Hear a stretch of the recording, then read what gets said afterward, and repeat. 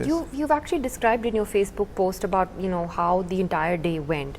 First, tell us about those last couple of hours in particular, because he was actually doing perhaps what he enjoyed best, which was talking to students. Absolutely. And he was absolutely fine. Absolutely. There was no fine. health problem, no underlying health issue, nothing. Absolutely, none which we know of. It was a perfectly normal day. And we went from Delhi to Guwahati. That takes about 2.5 hours, and then from Guwahati to Shillong, that's another 2.5 hours. He was perfectly vibrant. He was talking on issues which are important. He was deeply hurt by the Punjab tragedy. He was hurt that innocents are being killed again. And his point was that if I'm going to teach a syllabus on a course on creating livable planet Earth, the biggest threat besides pollution to livability on this planet is the fact that so much of hatred exists. So he was going to keep an assignment for these IM students. This was in the backdrop of what was happening in Punjab. So he was reflecting on it while we were moving in the car. And of course that incident which I pointed out, where he spotted a guard and asked him to meet him later because he was standing all this while. And he was perfect, and he also designed, as he was concerned about the issue in the parliament. And he told me that, look, I have seen 2 different governments from different political parties when I was the president. I have seen 3 ever since. I have been the president as an ex-president, again between 2 political parties, and this happens way too often.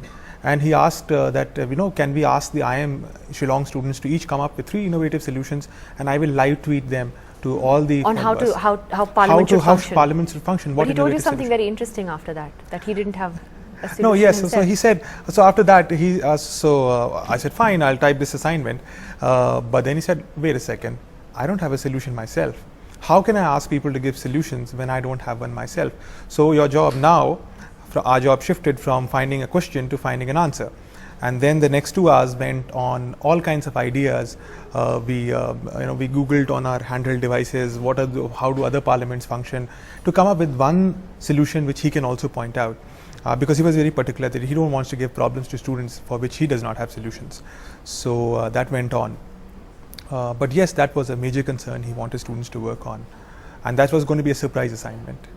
So when he went there, what was he talking about in those in those last moments? What was he telling the students? See, he got up as 6:30 was the time. He made sure that he's on 6:30. He's there. He got up on the stage. And like this mic, I have to put one mic on him, and generally he says something funny, the funny guy stuff. So he said, funny guy, all okay? I said, yes sir. He called you funny guy?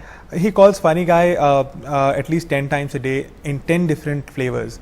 So depending on how funny sounds, it means something. So over time I've learned to decode what does Dr. Kalam mean when he says funny with different kinds of accents to it, and this funny just meant genuinely funny. So it could mean it could have meant something else also. Oh, it could mean good, bad, miserable, embarrassing. Okay. Anyway, so he asked you how you are. So I said fine, all well, and that's his beauty. He will ask you how you are doing rather than how you are doing your work. So then he got up on the podium. He started saying that, look guys, I've been here last year, and as a teacher, it's my onus to give you something new every year. So I have this onus, it's my responsibility to give you something new, and this time the new thing I'm going to talk to you about, and he was going to talk about the fact that India and Pakistan, that was going to be the theme, could come together in the same way as European Union has come together. So he was going to relate the two. That's very interesting. And just before he could start that, I heard a pause, which is unlike Dr. Kalam. He never misses. There are no untimed pauses in his speeches. I looked up and he just collapsed, and we put him on the floor. We did whatever we could, the basic things. Immediately there was an IM Shillong doctor who came up, helped us. We immediately lifted him. We took him outside. All the while his head was on my hand, and I